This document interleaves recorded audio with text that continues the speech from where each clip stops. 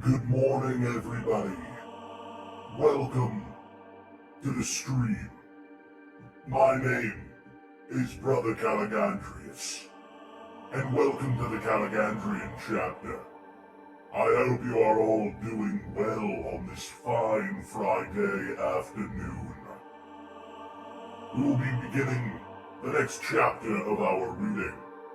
Brother Donkey, welcome to the stream. I hope you are well.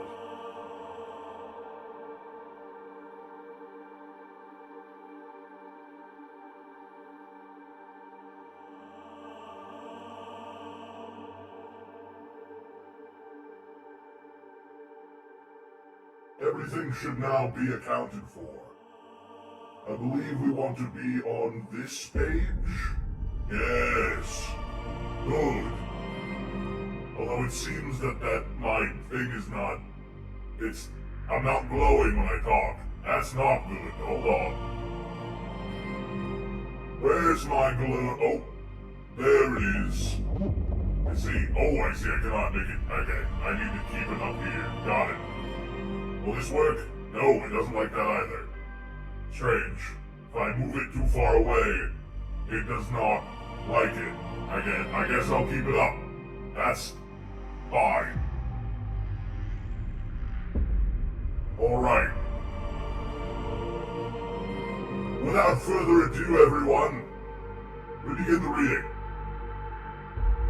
Enjoy.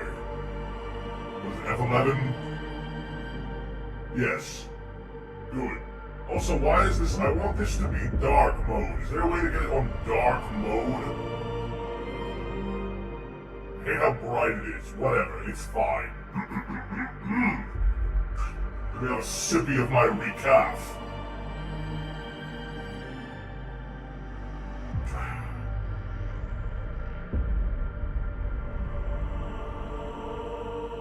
Horus Rising, Part 2, Chapter 4. Felling the Murder Trees. The Megarachnid Industry. Pleased to know you. We begin.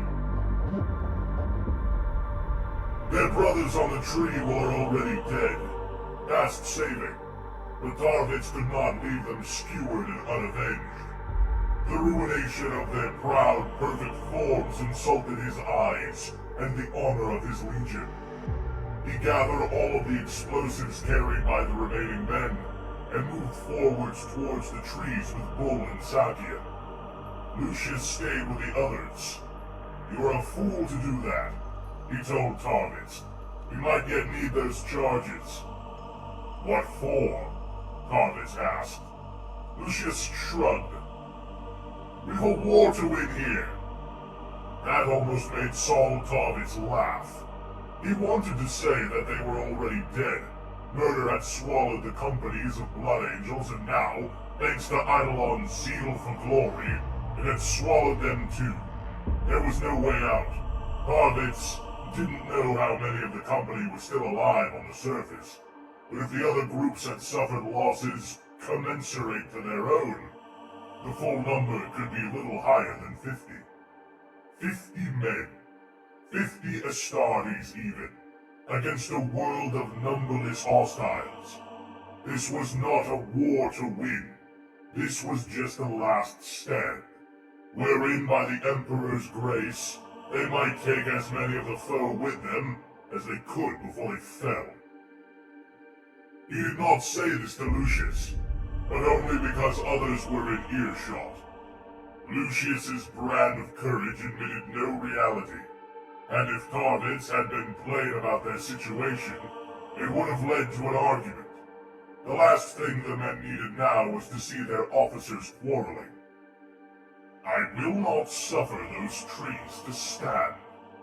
With Bull and Sakian, he approached the white stone trees, running low until they were in under the shadows of their grim, rigid canopies. The winged Megarachnid up among the thorns ignored them. They could hear the cracking, clicking noises of the insects feeding, the occasional trickles of black blood spattered down around them. They divided the charges into 3 equal amounts and secured them to the boles of the tree. Bull set a 40-second timer. They began to run back towards the edge of the stalk forest, where Lucius and the rest of the troop lay in cover. "Move it, Saul!" Lucius's voice crackled over the vox. Targets didn't reply. "Move it, Saul! Hurry! Don't look back!" Still running, Targets looked behind him. Two of the winged clades had disengaged themselves from the feeding group and had taken to the air. Their beating wings were glass blurs in the yellow light, and the lightning flash glinted off their polished black bodies. They circled up away from the thorn trees and came on in the direction of the three figures, wings frocking the air like the buzz of a gnat, slowed and amplified to gargantuan brass volumes. "Run!" said Targets. Sakian glanced back. He lost his footing and fell. Targets skidded to a halt and turned back, dragging Sakian to his feet. Bull had run on. 12 seconds! He yelled, turning and drawing his bolter. He kept backing away, but trained his weapons on the oncoming forms. "Come on!" he yelled. Then he started to fire and shouted, "Drop! Drop!" Sakian pushed them both down, and he and Targets sprawled onto the red dirt as the first winged clade went over them. So low the downdraft of its whirring wings raised dust. It rose past them and headed straight for Bull, but veered away as he struck it twice with bolter rounds. Targets looked up and saw the second megarachnid drop straight towards him in a near stall, the kind of pounce dive that had snared so many of his comrades earlier. He tried to roll aside. The black thing filled the entire sky. A bolter roared. Sakian had cleared his weapon and was firing upwards, point blank. The shots tore through the winged clade's thorax in a violent puff of smoke and chitin shards, and the thing fell, crushing them both beneath its weight. It twitched and spasmed on top of them, and Targets heard Sakian cry out in pain. Targets scrabbled to heave it away, his hand sticky with its ichor. The charges went off. The shockwave of flame rushed out across the red dirt in all directions. It scorched and demolished the nearby edge of the stalk forest, and lifted Targets, Sakian, and the thing pinning them down into the air. It blew Bull off his feet, throwing him backwards. It caught the flying thing, tore off its wings, and hurled it into the thickets. The blast leveled the three stone trees. They collapsed like buildings, like demolished towers, fracturing into brittle splinters and white dust as they fell into the fireball. 2 or 3 of the winged clades feeding on the trees took off, but they were on fire, and the heat suck of the explosion pummeled them back into the flames. Targets got up. The trees had been reduced to a heap of white slag burning furiously. A thick pall of ash-white dust and smoke rolled off the blast zone. Burning, smoldering scads like volcanic outthrow drizzled down over him. He hauled Sakian upright. The creature's impact on them had broken Sakian's right upper arm, and that break had been made worse when they had been thrown by the blast. Sakian was unsteady, but his gen-enhanced metabolism was already compensating.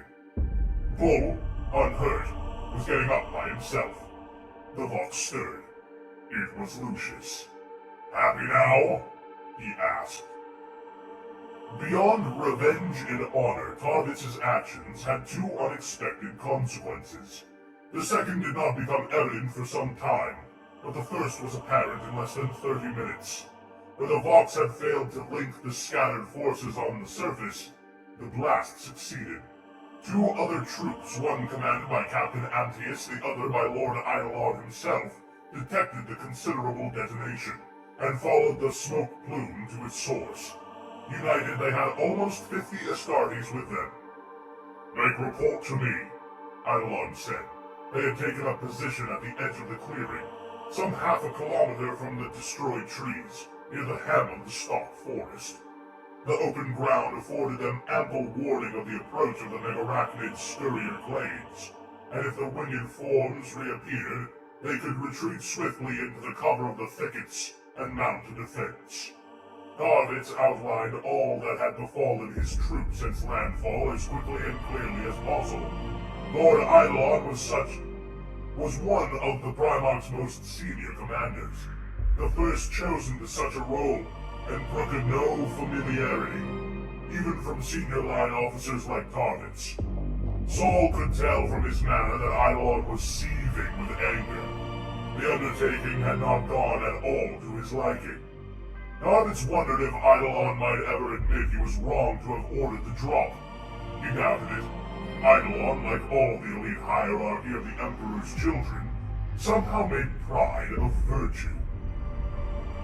Repeat what you said about the trees, Eidolon prompted. The winged forms use them to secure prey for feeding, Lord, Tarvitz said. I understand that, Eidolon snapped. I've lost men to the winged things, and I've seen the thorn trees. But you say there were other bodies. The bodies of blood angels, Lord, Tarvitz nodded. And men of the Imperial Army Force, too. We've not seen that, Captain Antius remarked. It might explain what happened to them, Eidolon replied. Antius was one of Eidolon's chosen circle, and enjoyed a far more cordial relationship with his lord than Tarvitz did. Have you proof? Antius asked Tarvitz. I destroyed the trees, as you know, sir, Tarvitz said. So you don't have proof? My word is proof, said Tarvitz. And good enough for me, Antius nodded courteously. I meant no offense, brother. And I took none, sir. You used all your charges? Eidolon asked. Yes, Lord. A waste. Tarvitz began to reply, but stifled the words before he could say them. If it hadn't been for his use of the explosions, they wouldn't have been reunited. If it hadn't been his use of the explosives, the ragged corpses of fine Emperor's children would have hung from stone gibbets in ignominious array. I told him so, Lord, Lucius remarked. Told him what? That using our charges was a waste? What's that in your hand, Captain? Eidolon asked. Lucius held up the limb blade. You taint us, Antius said. Shame on you, using an enemy's claw like a sword. Throw it away, Captain, Eidolon said. I'm surprised at you. Yes, Lord. Tarvitz. Yes, my lord. The Blood Angels will require some proof of their fallen, some relic they can honor. You say shreds of armor hung from those trees. Go and retrieve some. Lucius can help you. My lord, should we not secure this I gave you an order, Captain? Execute it, please, or does the honor of our brethren legion mean nothing to you? I thought to... Did I ask for your counsel? Are you a Lord Commander and privy to the higher limbs of command? No, Lord. Then get to it, Captain. You too, Lucius. You men, assist them. The local shield storm had blown out. The sky over the wide clearing was surprisingly clear and pale, as if night was finally falling. Tarvitz had no idea of murder's diurnal... Try that one again. Tarvitz had no idea of murder's diurnal cycle. Since they had made planetfall, night and day periods must surely have passed, but in the stock forests, lit by the storm flare, such changes had been imperceptible. Now it seemed cooler, stiller. The sky was washed out beige with filaments of darkness threading through it. There was no wind, and the flicker of sheet lightning came from many kilometers away. Tarvitz thought he could even glimpse stars up there, in the darker patches of the open sky. He led his party out of the ruins of the trees. Lucius was grumbling that it was all Tarvitz's fault. Shut up, Tarvitz told him on a closed chat. Consider this ample payback for your kiss-ass display to the Lord Commander. What are you talking about? Lucius asked. I told him it was a waste, Lord, Tarvitz answered, mimicking Lucius's words in an unflattering voice. I did tell you. Yes, you did. But there's such a thing as solidarity. I thought we were friends. We are friends, Lucius said, hurt. And that was the act of a friend. We are the Emperor's children, Lucius said solemnly. We seek perfection. We do not hide our mistakes. You made a mistake. Acknowledging our failures is another step on the road to perfection. Isn't that what our Primarch teaches? Tarvis frowned. Lucius was right. Primarch Fulgrim taught that only by imperfection could they fail the Emperor, and only by recognizing those failures could they eradicate them. Tarvis wished someone would remind Eidolon of that key tenet of their Legion's philosophy. I made a mistake, Lucius admitted. I used that blade thing. I relished it. It was Xenos, but Eidolon was right to reprimand me. I told you it was Xenos. Twice. Yes, you did. I owe you an apology for that. You were right, Saul. I'm sorry. Never mind. Lucius put his hand on Tarvis's bladed arm and stopped him. No, it's not. You're a fine one to talk. You are always so grounded, Saul. I know I mocked you for that. I'm sorry. I do hope that we are still friends. Of course. Your steadfast manner is a true virtue, Lucius said. I become obsessive, sometimes, in the heat of things. It is an imperfection of my character. Perhaps you can help me overcome it. Perhaps I can learn from you. His voice had that childlike tone in it that made Tarvis like him in the first place. Besides, Lucius said, you saved my life. I haven't thanked you for that. No, you haven't. But there's no need, brother. Then let's get this done, eh? The other men had waited while Tarvis and Lucius conducted their private box-to-box conversation. The pair hurried over to join them. The men Eidolon had picked to go with them were Bull, Ferost, Ladoraton, and Tychus, all men from Tarvis's squad. Eidolon was so clearly punishing the troop it wasn't funny. Tarvis hated the fact that his men suffered because he was not in favor. Ah, Brother Tarmac! Welcome to the stream. Brother Sammy! Captain Number Tier, hello! Apologies, I've been wrapped in the reading. I did not think to check on the chat on the data slate. I hope you are all well and enjoying today's lesson.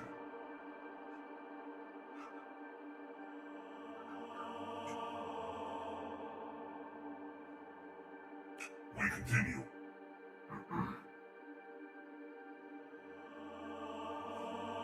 Targets had a feeling they weren't being punished for wasting charges.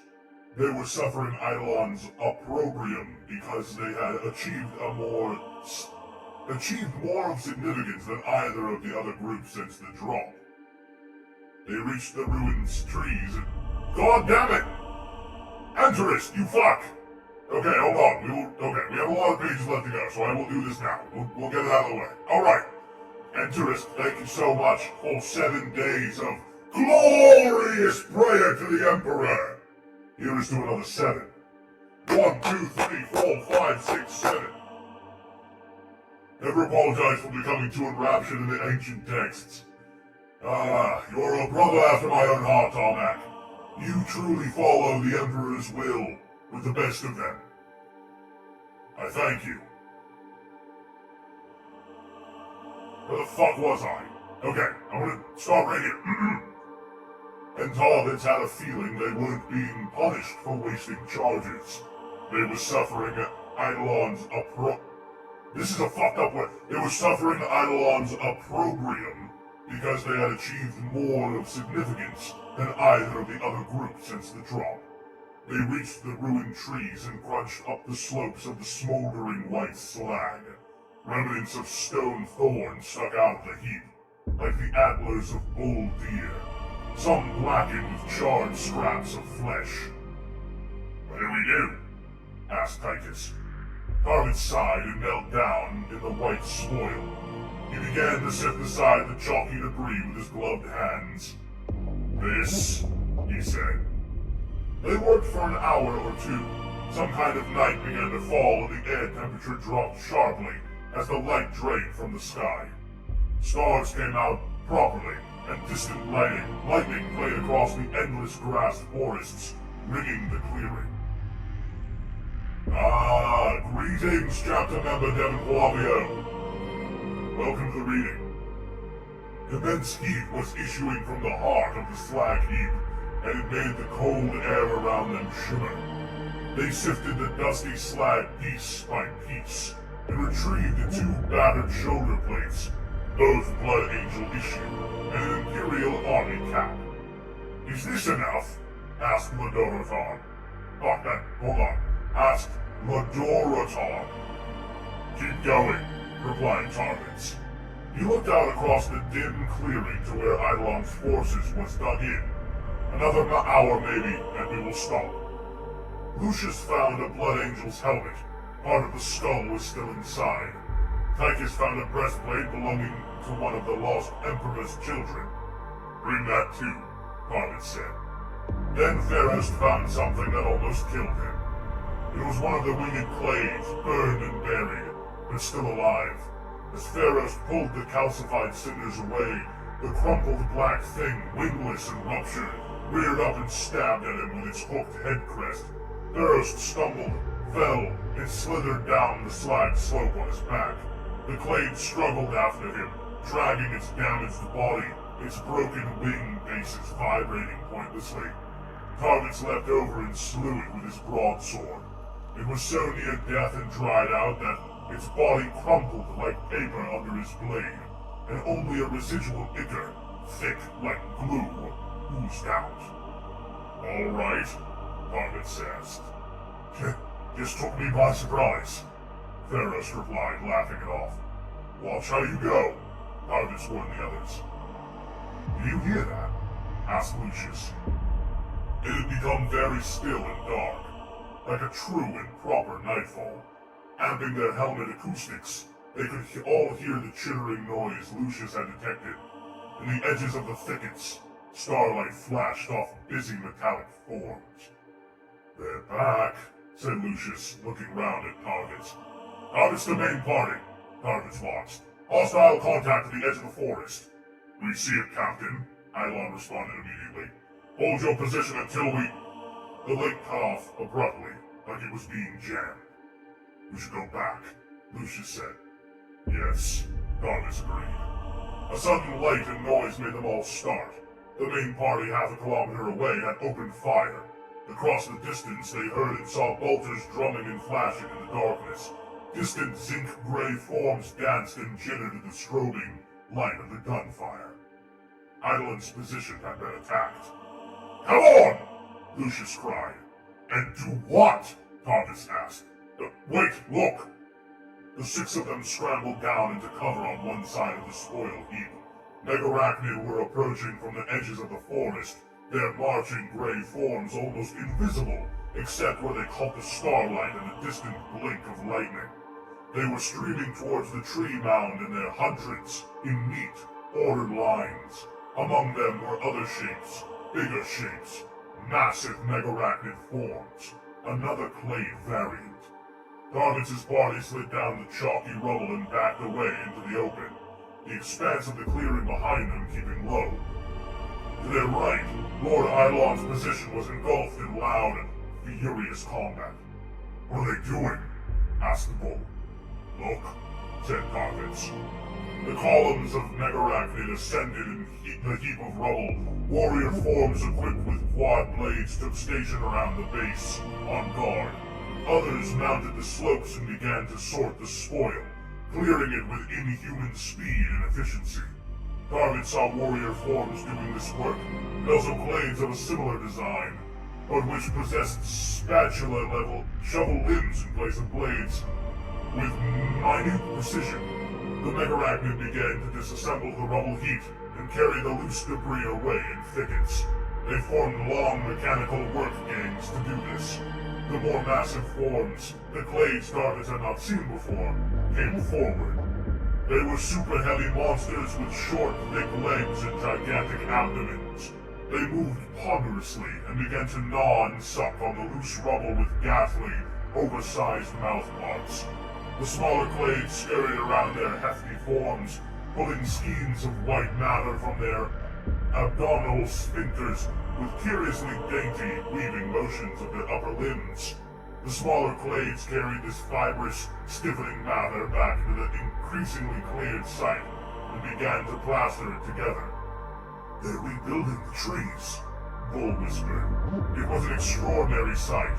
The massive clades, weavers, were consuming the broken scraps of the trees Targets had felled, and turning them into fresh new material, like gelling concrete.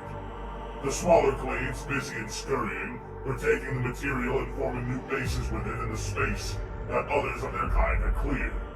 In less than 10 minutes, much of the area had been picked clean, and the trunks of 3 new trees were being formed. The scurrying builders brought limb loads of wet, milk-white matter to the bases, and then regurgitated fluid onto them, to mix them as cement. Their limbs whirred and shaped like the trowels of master builders. Still, the battle behind them roared, keeping Lucius glancing in the direction of the fight. "We should go back," he whispered. "Lord Eilon needs us." "If he can't win without the 6 of us," Target said, "he can't win. I felled these trees, I will not see them built again. Who is with me?" Bull answered I. So did Fairest, Orator, and Titus. "Very well," said Lucius. "What do we do?" The Targets had already drawn his broadsword and was charging the Megarachnid workers.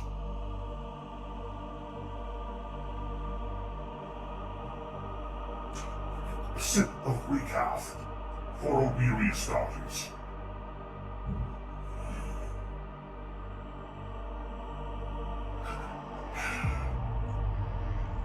The fight that followed was simple insanity. The 6 Astartes blades out, bolters ready, rushed the Megarachnid work gangs and made war upon them in the cold night air. Picket clades, warrior forms drawn up as sentinels around the edges of the site, alerted to them first and rushed out in defense. Lucius and Bull met them and slaughtered them, and Target and Titus plowed on into the main site to confront the industrious builder forms. Fairest and Orator followed them, firing wide to fend off flank strikes. Targets attacked one of the monster weaver forms, one of the builder clades, and split its massive belly wide open with his sword.